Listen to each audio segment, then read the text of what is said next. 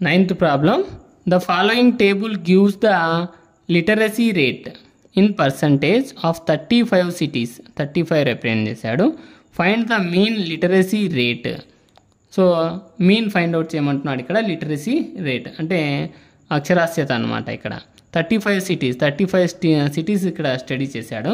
Literacy rate ఇచ్చాడనమాట. In percentage ఎంత percent అని. నంబర్ ఆఫ్ సిటీస్, ఆ సిటీస్ కూడా ఇచ్చాడనమాట ఇక్కడ క్లాస్ ఇంటర్వెల్స్.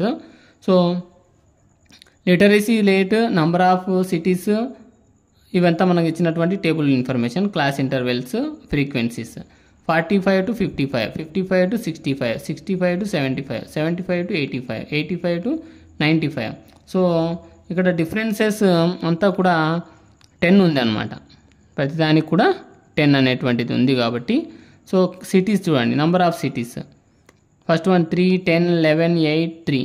టోటల్ క్వశ్చన్లో 35 అన్నాడు కాబట్టి యాడ్ చేస్తే 3, 10, 13, 13 ఒక 11, 24, 24, 8, 32, 32 ఒక 3, 35. Some of frequencies 35. Class marks difference ఎంత ఉందన్న? 50 ఉందన్న. 50లో హాఫ్ ఎంత? 25. ఆ 25 దేనికి యాడ్ చేయాలి? లోయర్ లిమిట్కు. 45కు 25 యాడ్ చేస్తే 10 కదా ఇక్కడ. 45కు 55కు డిఫరెన్స్ 10 కాబట్టి 10లో హాఫ్ ఎంత? 5 అవుతుంది. ఆ 5ను లోయర్ లిమిట్కు యాడ్ చేయాలన్నమాట.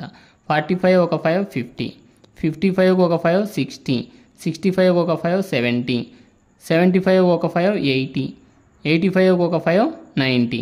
సో అన్ని జీరోలు ఉన్నాయి ఇక్కడ. జనరల్గా అయితే క్లాస్ మార్కు ఫ్రీక్వెన్సీస్ హైలో ఉన్నట్లయితే అజ్యూమ్డ్ మీన్ కానీ స్టెప్ డివియేషన్ కానీ సెలెక్ట్ చేసుకోమన్నారు కదా. సో ఇక్కడ నేను ఎందుకు డైరెక్ట్ మెథడ్ తీసుకున్నానంటే అన్నీ కూడా జీరోస్లో ఉన్నాయి వాల్యూస్. సో సింపుల్గా మనము మల్టిప్లికేషన్ చేయడానికి ఛాన్స్ ఉంది కాబట్టి నేను డైరెక్ట్ మెథడ్ తీసుకున్నాను. So FI/XI 3 into 50 150, 10 into 60 600, 11 into 70 770, 8 into 80 640, 3 into 90 270. Total add చేస్తే సమ్ ఆఫ్ FI/XI 2430 అయ్యిందనమాట.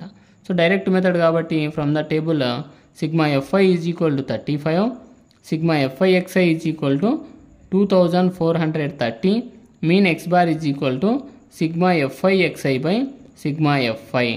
సో వాల్యూ సబ్స్టిట్యూట్ చేస్తే 2430/35. సో క్యాన్సిల్ చేశాను ఇక్కడ నేను.